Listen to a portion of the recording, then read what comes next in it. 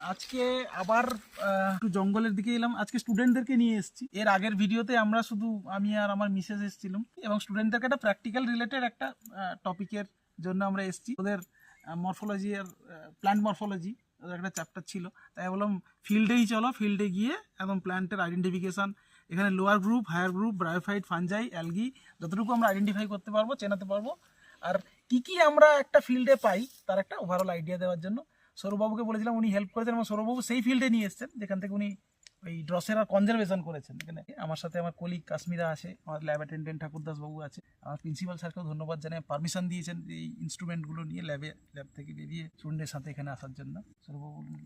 হ্যাঁ, আমি ম্যাডামকে কাছে আসতে বলবো। কেমন লাগলো বলুন আমাদের ভূমগড় বনের অঞ্চল? খুবই ভালো লেগেছে। তোমাদের কেমন লাগলো? খুব ভালো। যাক, আজকে স্যারের কাছে সঙ্গে এসে আমরা যেগুলোকে মানে খালি চোখে দেখতে পাইনি, উনি এবং ম্যাডাম আমাদেরকে দেখার সুযোগ করে দিলেন। আমি সেটা কিছুটা ভিডিও করেছি, আপনাদের সামনে সেটা তুলে ধরার চেষ্টা করব। অনেক কিছু স্যারের কাছ থেকে জানতে পারলাম এবং আমি শুনলাম স্যারের কাছ থেকে আমাদের গোয়ালতোড় কলেজ B+ পেয়েছেন, B++। এটা আমাদের কাছে সত্যি খুব গর্বের যে আমাদের ব্লকের, আমাদের কলেজ।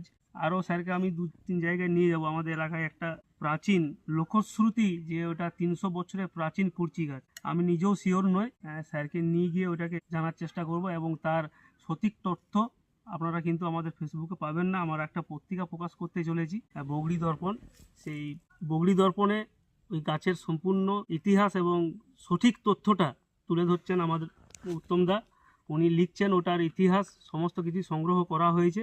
ওই গাছটার জন্য শুধুমাত্র এখনও বাকি আছে। স্যার আমাদেরকে কথা দিয়েছেন ওই গাছটার সঠিক তথ্য আমাদেরকে জানাবেন। তবে লোকশ্রুতি ওটা 350 বছরেরও প্রাচীন।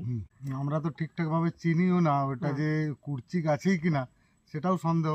কেননা কুরচি গাছ যেহেতু গুল্ম জাতীয় হয়, কিন্তু ওটা আমরা দেখছি বৃক্ষ জাতীয়। ম্যাডাম, আপনি কিছু বলবেন আমার দর্শকদের উদ্দেশ্যে? না, খুবই ভালো হয়েছে। এরকম বেশ সুন্দর ঘেরা আছে জায়গাটা, খুব সুন্দর। আমি চাইবো অনেকে আসুক, এসে এই জিনিসগুলো দেখুক। না কিন্তু এটা দেখলে নিয়ে তো বুঝতে পারবে না। অনেক সমস্যা আছে। তো একটা সমস্যা আছে, মানে আমি ভাষাটা বুঝতে পারিনি। উনি পোস্ট করেছেন যে ব্লগার উদ্ভিদ প্রেমী, কি বলতে চেয়েছেন আমি বুঝতে পারিনি। যে আমাকে অপমান করতে চেয়েছেন না সম্মান জানাতে চেয়েছেন? আসল কথা হচ্ছে যে হ্যাঁ। উদ্ভিদ প্রেমটাই আসল। সে ব্লগার হোক আর যাই হোক, যেই ফিল্ডের হোক, উদ্ভিদ প্রেম উনি যদি যেভাবে করে এটা করে তাহলে রেখেছেন, আমাদের কাছ এটাই থেকে অনেক। এনভায়রনমেন্টাল যারা এনভায়রনমেন্টালিস্ট তারা কিন্তু সবাই সাদরে ওনাকে ওয়েলকাম করবে।